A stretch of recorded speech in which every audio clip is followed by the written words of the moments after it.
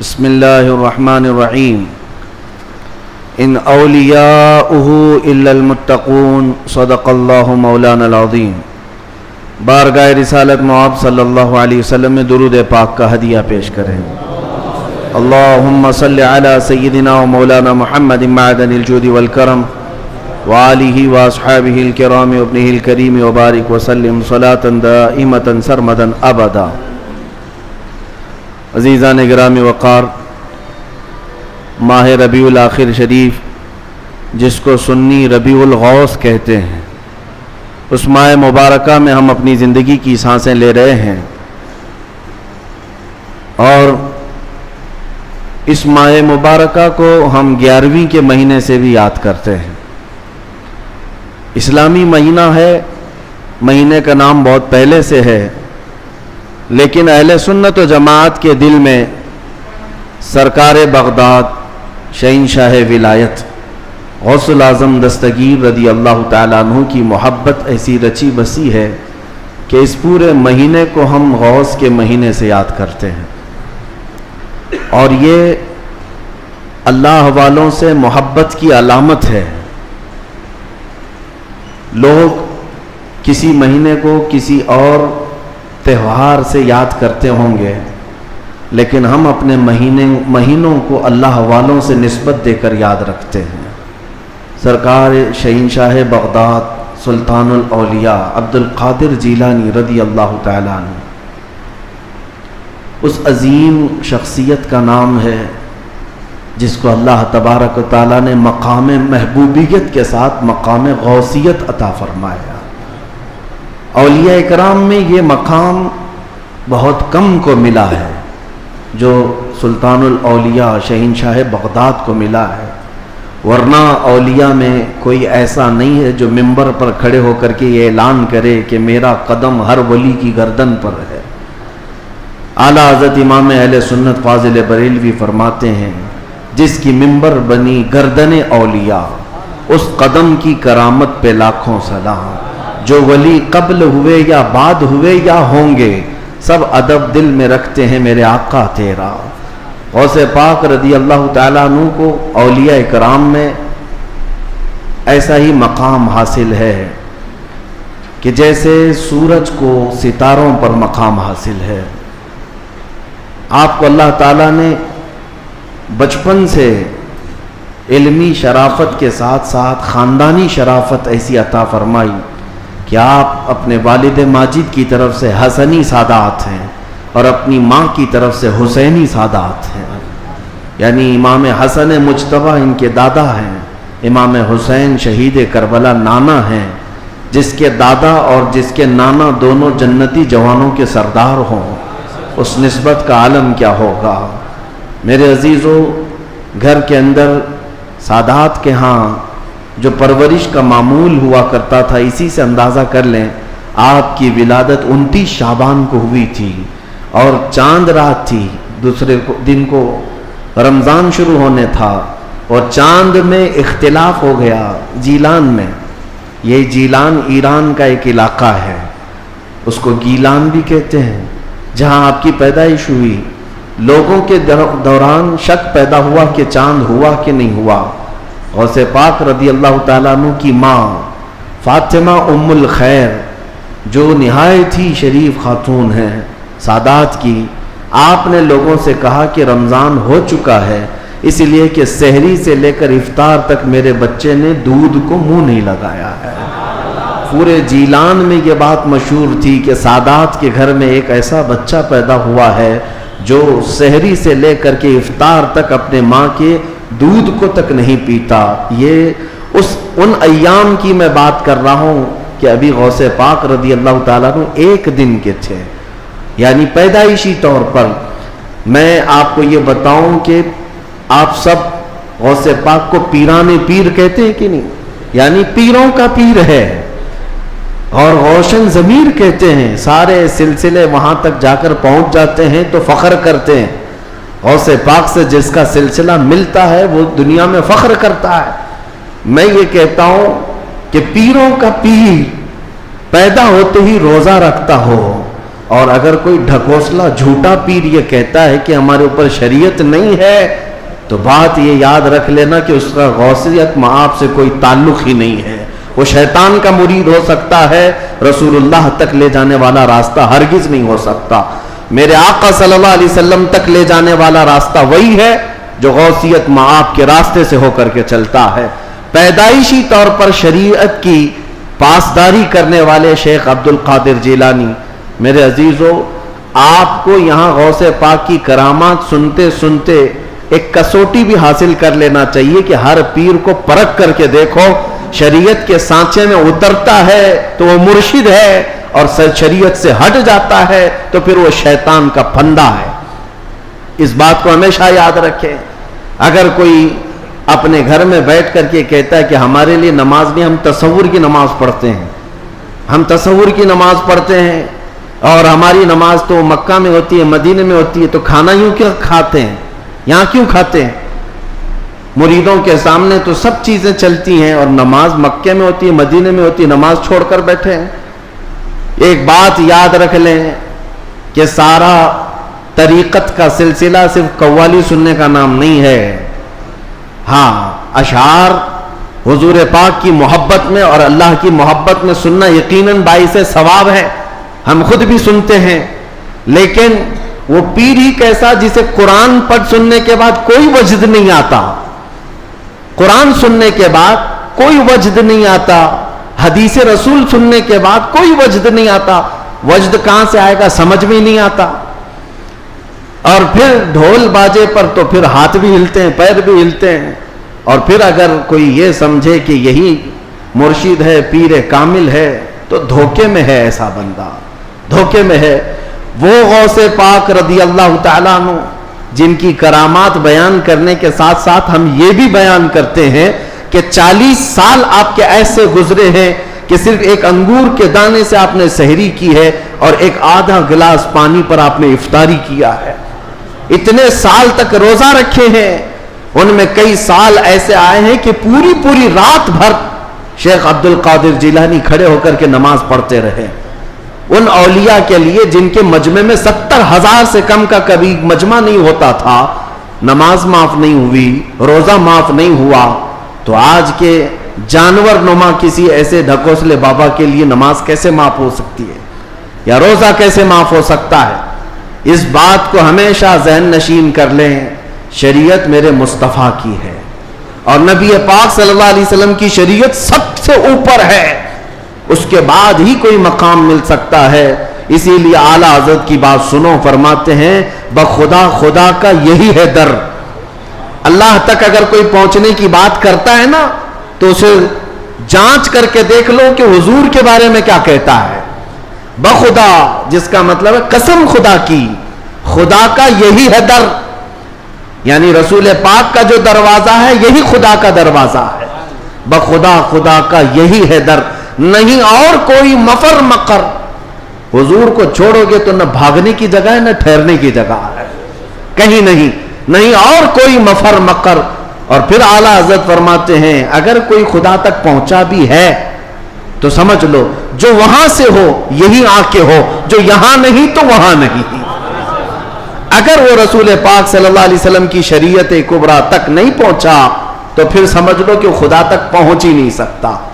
میرے عزیزو، غوث پاک رضی اللہ تعالیٰ عنہ کی پوری زندگی اگر میں آپ کو بتاؤں وہ عشق رسول کے سانچے میں ڈھلی ہوئی تھی. نبی پاک کی شریعت پر ایسا سختی سے عمل کرتے تھے کہ منبر پر کھڑے ہو کر کے آپ نے اعلان کیا میرا مرید اگر نماز نہیں پڑھتا تو اسے ہمارے قبرستان میں بھی دفن نہ کیا جائے. غوث پاک رضی اللہ تعالیٰ عنہ شریعت کے معاملے میں اس قدر سخت تھے. پھر میں پوچھنا چاہتا ہوں ان سے بڑا دنیا میں اور کون پیر آیا ہے؟ اگر کوئی اپنے مریدوں کو نماز معاف کرا دیتا ہو، روزے معاف کرا دیتا ہو، تو یاد رکھ لینا وہ شیطان کا پھندا ہے جو تمہیں نبی کریم صلی اللہ علیہ وسلم کی شریعت سے دور لے کر جاتا ہے. سب سے پہلی چیز ہے میرے مصطفیٰ کی شریعت. حضور پاک کے طریقے پر اگر کوئی چلا ہے تو اسے ولایت بھی ملتی ہے. اللہ کا ولی حضور کی شریعت پر گامزن ہو کر کے ہی چلتا ہے. کچھ مجذوب اولیاء ایسے ہیں جن کی عقل فنا ہو جاتی ہے تب ان کے اوپر سے شریعت کا قلم اٹھا لیا جاتا ہے، وہ مستثنا ہیں، وہ الگ ہیں. لیکن جتنے اولیاء آئے سب کا رسول پاک صلی اللہ علیہ وسلم کے دربار میں ایسا وسیلہ ہے، ان کی ایسی پہنچ ہے کہ اس کے بعد ہی انہیں ولایت کی منزل ملتی ہے. میں ایک بات بتاتا ہوں آپ کو، غوث پاک رضی اللہ تعالیٰ عنہ کے مقام کے متعلق محبوب الہی کا نام سنا ہوگا. دلی کے شہنشاہ، دو اولیاء کو محبوب کا نام دیا گیا ہے. محبوب، ایک غوث پاک کو محبوب سبحانی اور حضرت نظام الدین اولیاء کو محبوب الہی. محبوب اسے کہتے جس سے اللہ محبت کرتا ہو. سارے اللہ سے محبت کرتے ہیں اور کچھ وہ ہیں جن سے اللہ محبت کرتا ہے، وہ محبوب ہیں. محبوب الہی کا درجہ بڑا ہے.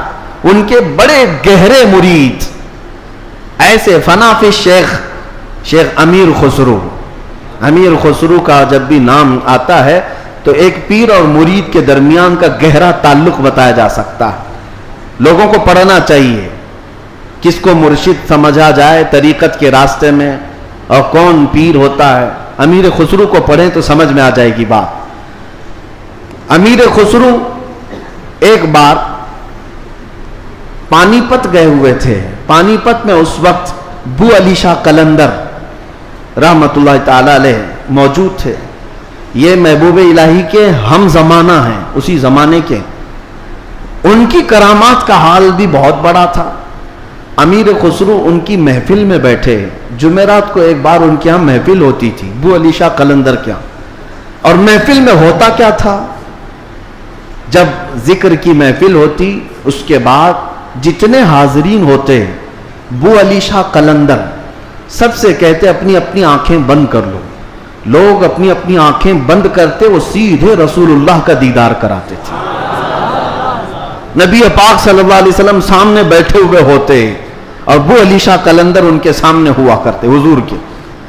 یہ ہر جمعرات کو بو علی شاہ قلندر کی محفل میں ہوتا تھا. امیر خسرو مرید تھے محبوب الہی کے اور گئے تھے بو علی شاہ قلندر کی محفل میں. اور جب دیدار کرائے تو امیر خسرو بھی خوش ہوئے کہ رسول پاک صلی اللہ علیہ وسلم کا دیدار ہوا مجلس میں. لیکن بات اتنی ہوئی، آنکھیں کھولنے کے بعد بو علی شاہ قلندر امیر خسرو کو یوں کہتے ہیں، خسرو میں تو رسول اللہ کی مجلس میں تجھے لے گیا، تیرا پیر تو وہاں کہیں نظر نہیں آیا، تیرا پیر وہاں پر نظر تو نہیں آیا. امیر خسرو کو یہ بات لگ گئی.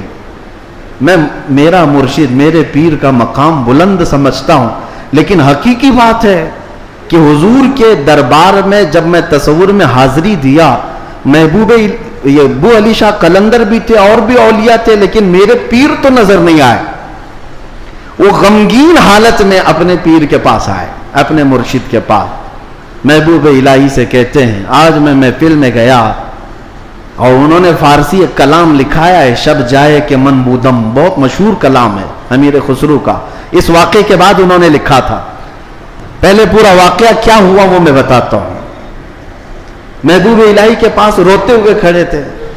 بو علی شاہ قلندر نے رسول اللہ کا دیدار کرایا، لیکن ساتھ میں انہوں نے مجھے تانا مارا کہ تمہارا پیر تو محفل میں نظر نہیں آیا. محبوب الہی نے کہا کہ پھر سے جاؤ محفل میں، پھر سے جاؤ محفل میں. بو علی شاہ قلندر کے دیدار ہو رہا ہے اور اچھی بات ہے. کہا آپ نہیں ہیں اس محفل میں کیسے جاؤں. محبوب الہی نے تھپک کر کہا خسرو بو علی شاہ قلندر سے مت پوچھنا، جب وہ دیدار کرائیں رسول اللہ کا تو خود رسول اللہ سے پوچھنا میرا پیر کہاں. اولیاء بہت سارے بیٹھے ہیں، محبوب الہی کہاں ہیں. تو میر خسرو گئے.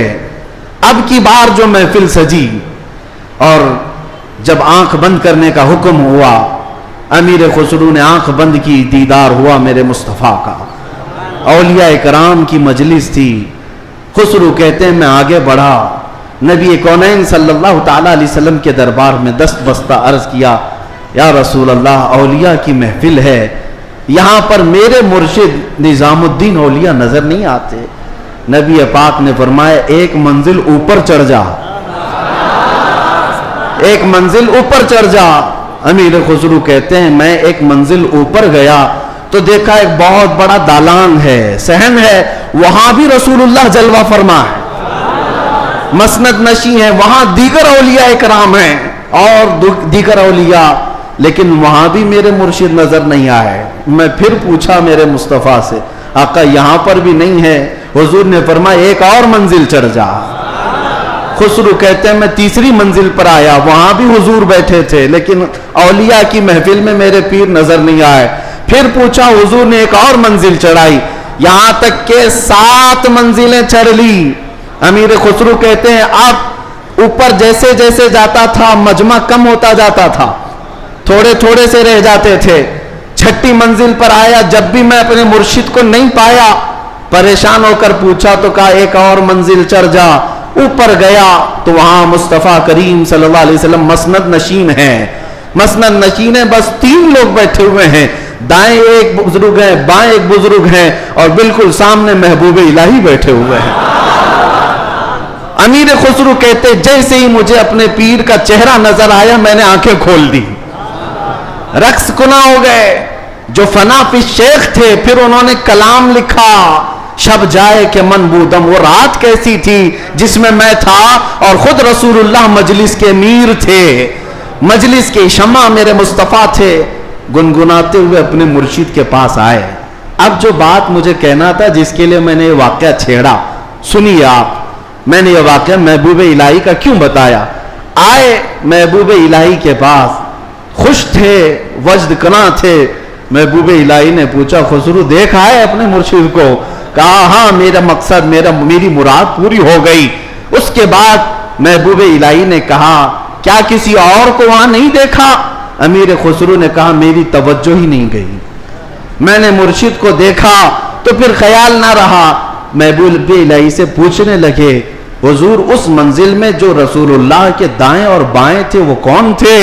تب محبوب الہی نظام الدین اولیاء نے کہا ان کے بائیں جانب خواجہ غریب نواز تھے اور بائیں جانب پیران پیر غوث اعظم بغدادی موجود تھے۔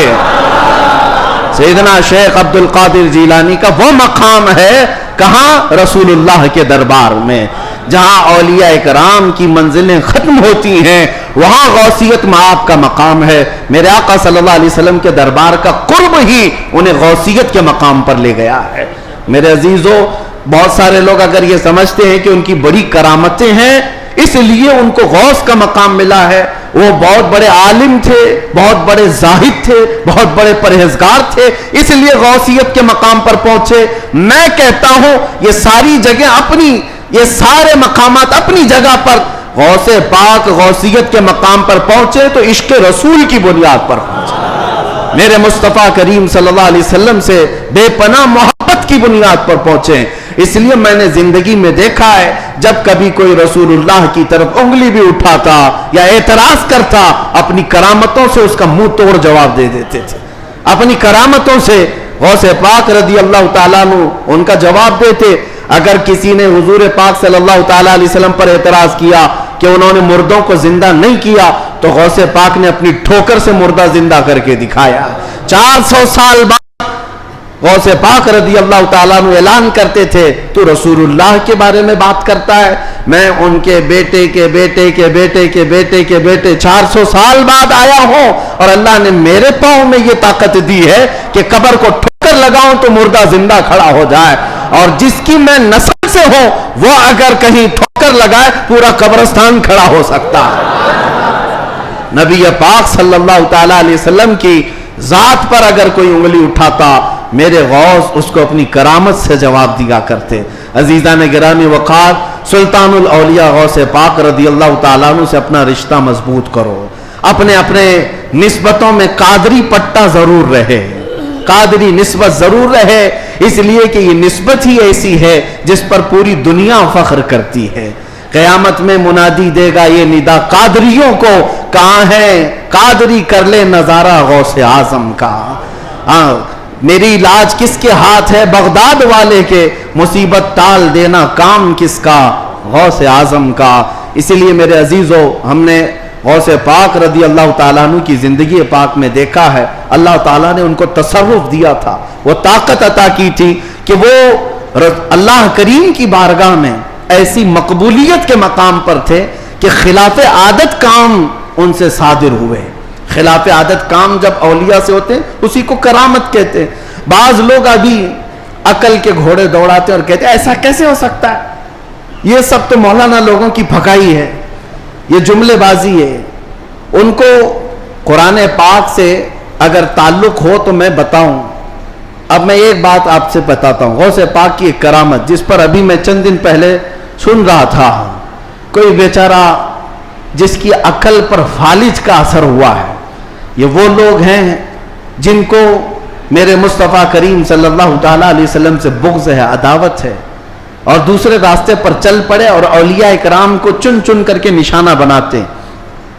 جن کا تعلق نجد سے ہے, وہابیت سے ہے, سلفیت نام رکھتے ہیں. بہرحال لیکن سوال کرنے والے نے ایک سوال کیا, ارے مولانا آپ سناتے ہیں کہ غوث پاک تو 12 سال کی ڈوبی ہوئی کشتی کو باہر لے آئے, یہ تو خدا کے بھی کام نہیں ہے, اللہ کے بھی کام نہیں, اس سے بڑھ کر کے آپ نے غوث پاک کو بتا دیا. میرے عزیزوں میں آپ کو بتاتا ہوں بات ہوئی کیا تھی. دریا کے کنارے سے آپ کا گزر ہو رہا تھا, ایک بوڑھی عورت کو روتے ہوئے دیکھا. مرید سے پوچھا پوچھو اس کو کیا بات ہے, کیوں روتی. معلوم کیا تو پتا چلا کہ اس خاتون کا اکلوتا بیٹا تھا, بڑے نازوں سے پالا تھا. اس عورت نے شادی کی, برات آ رہی تھی اور کشتی جو ہے دریا میں غرق ہو گئی, ڈوب گئی, باہر نہ آ سکی. مشہور کرامت ہے غوث پاک کی.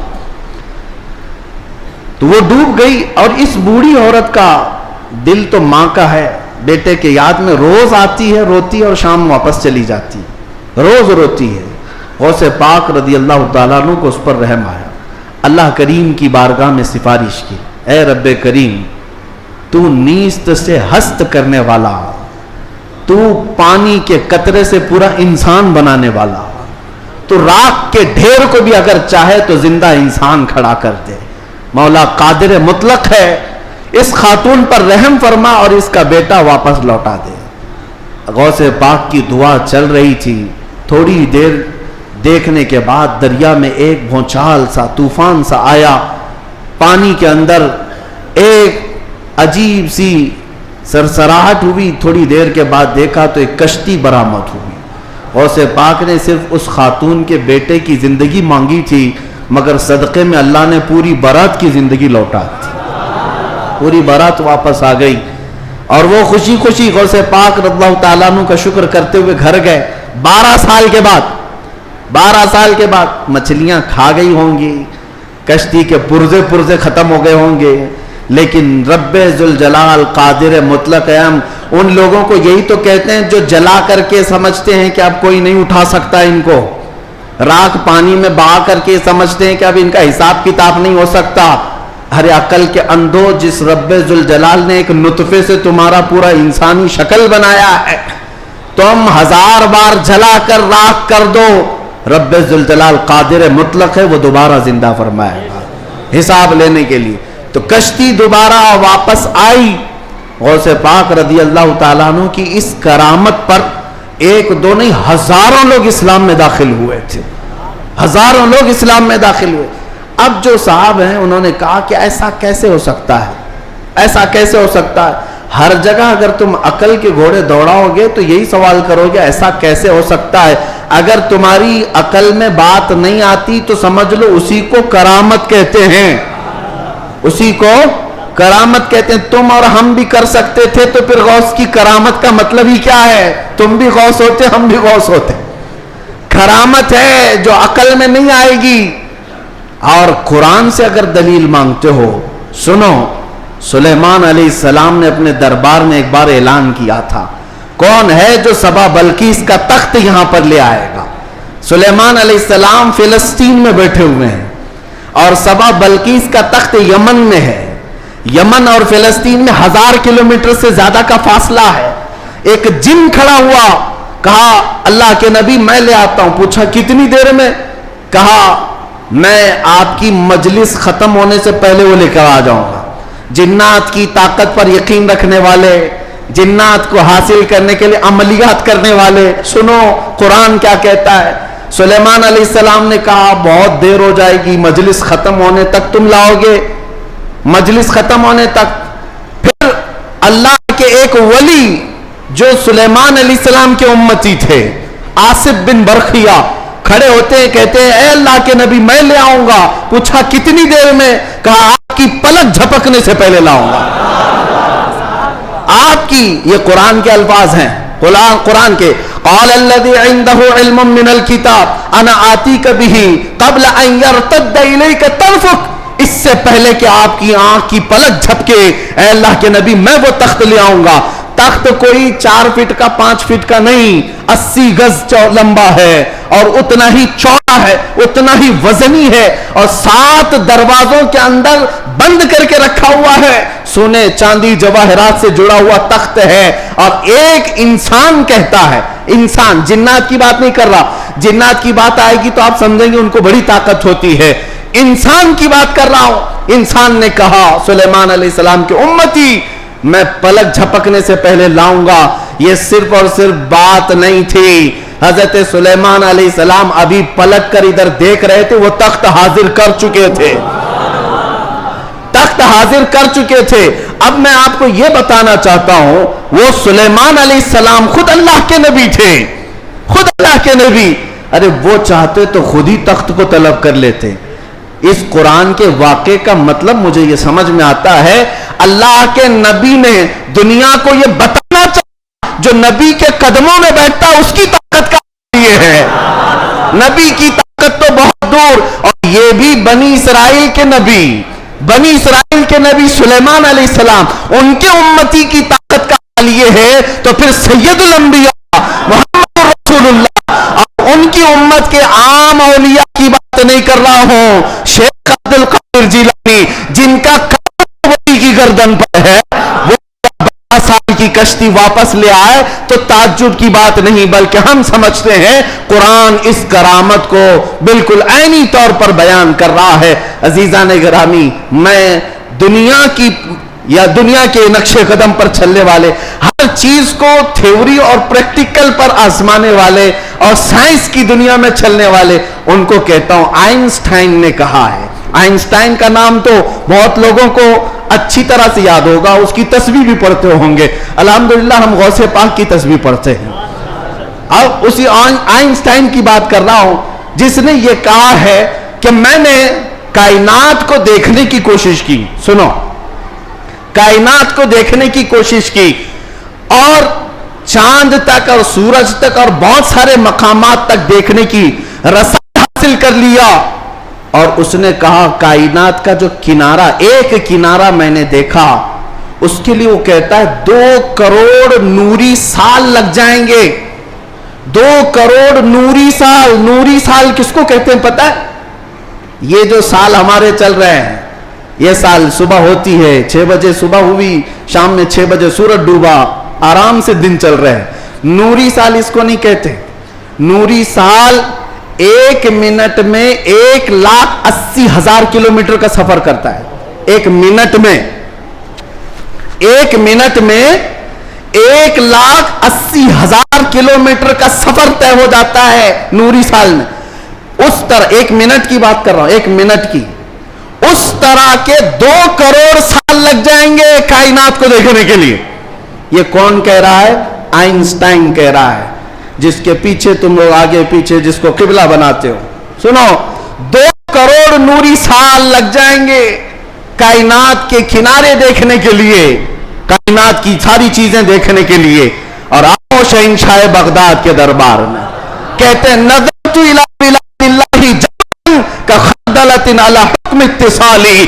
میں اللہ کی پوری کائنات کو ایسے دیکھتا ہوں جیسے اپنے ہتھیلی میں رائی کے دانے کو دیکھتا. تمہارے سارے آلے، تمہارے سارے کمپیوٹر 2 کروڑ سال میں بھی وہاں نہیں پہنچ سکتے جہاں شہنشاہ بغداد کی ایک نگاہ پہنچتی ہے. ہاں، میرے غوث نے فرمایا نظرت الی بلاد اللہ جمعاً کخردلۃ علی حکم اتصالی. میں اللہ کے پورے شہروں کو، کائنات کو ایسے دیکھ رہا ہوں جیسے اپنے ہتھیلی میں رائی کے دانے کو دیکھ رہا ہوں. عزیزان گرامی وقار، الحمدللہ ہمارے پاس فخر کرنے کے لیے بہت کچھ ہے، بہت کچھ ہے. غوثیت معاذ کی نسبت نہیں، اعلیٰ حضرت کو مجدد بنایا ہے، اعلیٰ حضرت کو مجدد بنایا ہے. اور امام اہل سنت فاضل بریلوی اسی نسبت پر فخر کرتے ہیں. دیکھا جائے تو امام اہل سنت اعلیٰ حضرت نے تقریباً 1000 سے زیادہ کتابیں لکھ ڈالی ہیں. 55 علوم پر اللہ نے مہارت تام عطا کی ہے اور بہت سارے شاگردوں کی کھیت تیار کی ہے. امت پر ایک بہت بڑا امتیوں پر احسان ہے. لیکن ساری چیزیں اپنی جگہ پر. قرآن کا ترجمہ کیا ہے, فتاوی رضویہ شریف ہے, بارگاہ مصطفیٰ میں ہدایت بخشش ہے, بہت سارے کام ہیں. لیکن جب رسول اللہ کے دربار میں حاضر ہوتے ہیں, اعلیٰ حضرت یہ نہیں کہتے یا رسول اللہ میں فتاوی رضویہ لے کے آیا ہوں, میں کنز الایمان لے کر کے آیا ہوں, میں ہدایت بخشش لے کے آیا ہوں, بلکہ اعلیٰ حضرت یہ کہتے ہیں تیری سرکار میں لاتا ہے رضا اس کو شفیع جو میرا غوث ہے اور لاڈلا بیٹا تیرا. نسبت کے لیے بھی بارگاہ مصطفیٰ میں اعلیٰ حضرت نے اگر کسی بات پر فخر کیا ہے تو غوثیت کی نسبت پر فخر کیا ہے. یا رسول اللہ تیری سرکار میں لاتا ہے رضا اس کو شفیع جو میرا غوث ہے اور لاڈلا بیٹا تیرا. یقیناً میرے عزیز و کرامات سنانے کا وقت جمعہ کے چھوٹے وقت میں نہیں ہوتا, ورنہ میں بہت ساری چیزیں سناتا. الحمدللہ غوثیت معاب شہنشاہ بغداد پیر پیراں امیر میراں, جس کی نسبت الحمدللہ چھوٹوں کو بڑا بنا دیتی ہے اور ادنا کو اعلیٰ بناتی ہے. الحمدللہ ابھی حاضری سے میں آیا اور حاضری کے بعد دل میں یہ احساس ہوتا ہے. ایک بزرگ وہاں پر ملاقات جن سے ہوئی, وہ عربی اور علوی سادات میں سے ہیں, عمر کافی ہو چکی. انہوں نے مجھے مل کر کے ہاتھ پکڑ کر کے کہا آؤ میں تمہاری حاضری کراتا ہوں.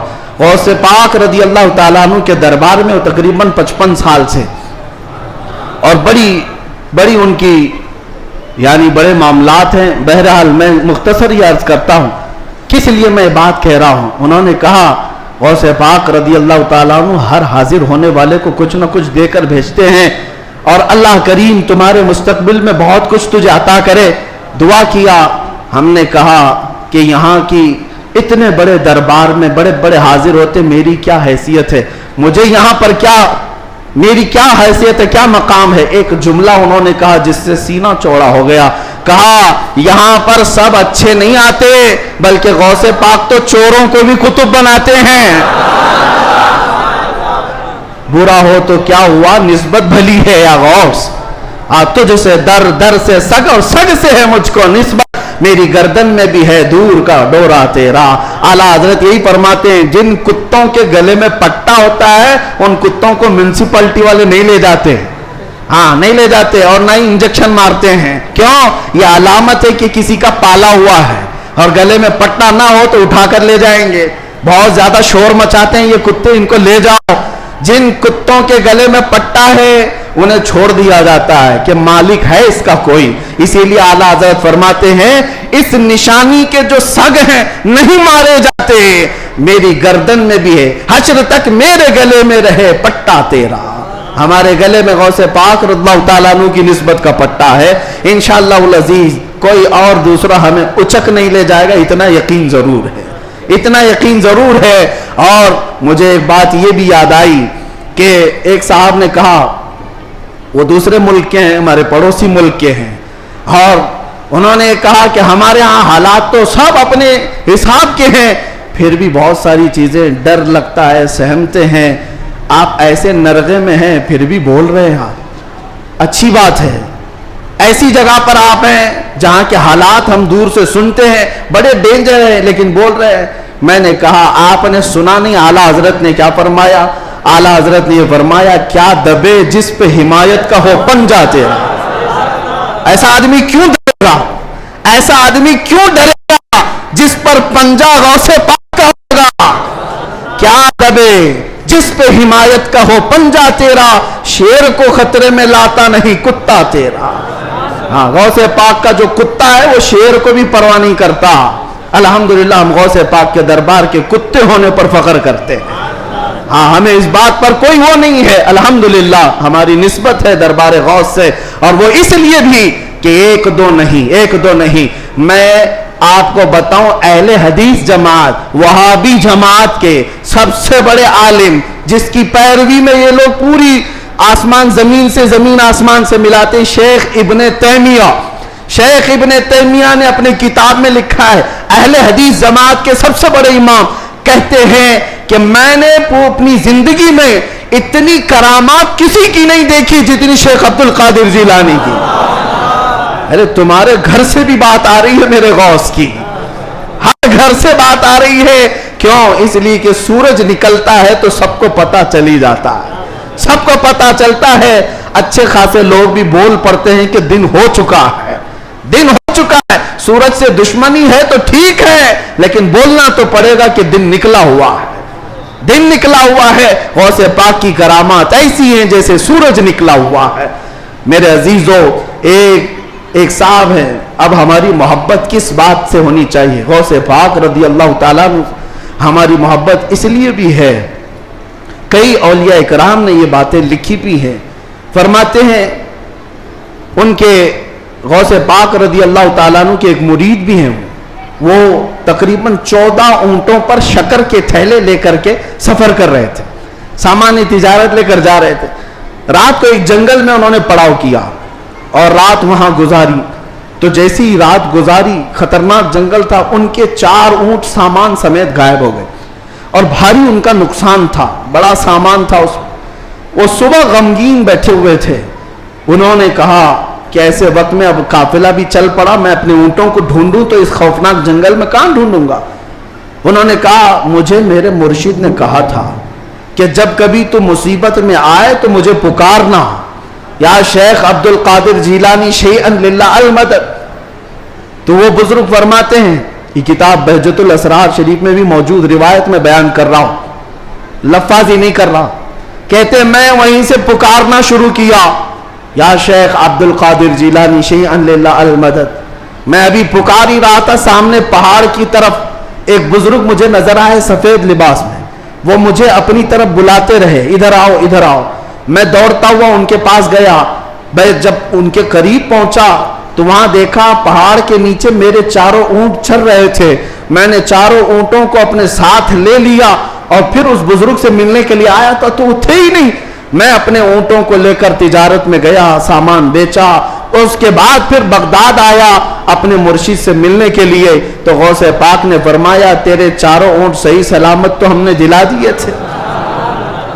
یہ غوث پاک کا مقام ہے عزیزان گرامی، وہ مدد کو پہنچتے ہیں، بلکہ یہ بھی فرمایا میرا مرید مشرق میں ہو اور میں مغرب میں ہوں، اگر اس کا سطر کھل جائے، اگر وہ مجھے پکارے دل سے تو میں اس کی وہیں سے سطر پوشی کروں گا، میں اس کے سطر کو چھپاؤں گا۔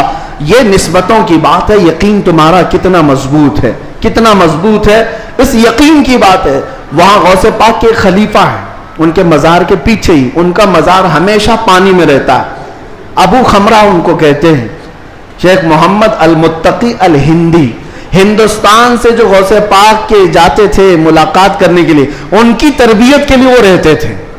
ان کی ایک روایت ہے، ہند سے کچھ لوگ گئے تھے غوث پاک سے ملنے، مل کر کے وہ واپس آ رہے تھے کشتی میں آ رہے تھے، تو سمندر میں بیچ سمندر میں پہنچی تو کشتی پھٹ گئی، پانی اندر آنے لگا، ڈوبنے کے قریب آ گئی، یہ چیخنے لگے، پکارنے لگے، اور اسی وقت وہ سارے مرید کہتے ہند سے جو گئے ہوئے تھے، کہتے ہیں اچانک ہماری کشتی میں ایک کالے رنگ کی چادر اوڑے ہوئے بزرگ آئے، ان کے ہاتھ میں ایک بڑی سی سوئی تھی، دھاگا تھا، وہ جلدی جلدی ہماری کشتی کو جہاں جہاں سے پھٹی تھی سیلنے لگے اور سل کر کے پانی پورا باہر کیا۔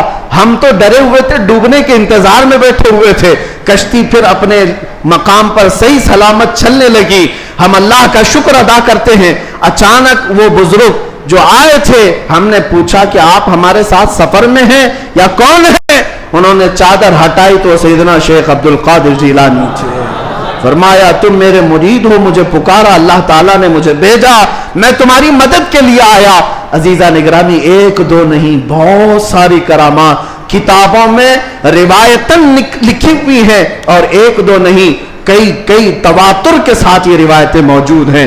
اس لیے بارگاہ غوثیت مآب میں ہم اتنا ہی کہتے ہیں جو اعلیٰ حضرت نے کہا تھا، اے غوث سر بھلا کیا کوئی جانے کہ ہے کیسا تیرا، اولیاء ملتے ہیں آنکھیں وہ ہے تلوہ تیرا، سارے اقطاب جہاں کرتے ہیں کعبے کا طواف، کعبہ کرتا ہے طواف در والا تیرا، کیا مرتبہ اے غوث ہے بالا تیرا، اونچے اونچوں کے سروں سے قدم آلہ تیرا۔ اللہ کریم اسی نسبت پر زندہ رکھے اور اسی نسبت پر ہمارا خاتمہ عطا فرمائے۔